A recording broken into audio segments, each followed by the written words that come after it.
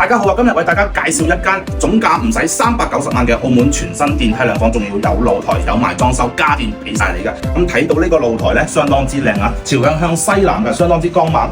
見到佢有晒洗衣機啊，有晒成，亦都咧留意到呢個樓盤嘅交樓質量係相當之高嘅。我哋發現到佢嘅玻璃啊、大廈外牆啊係非一般嘅靚嘢。咁我哋睇睇入面嘅房間。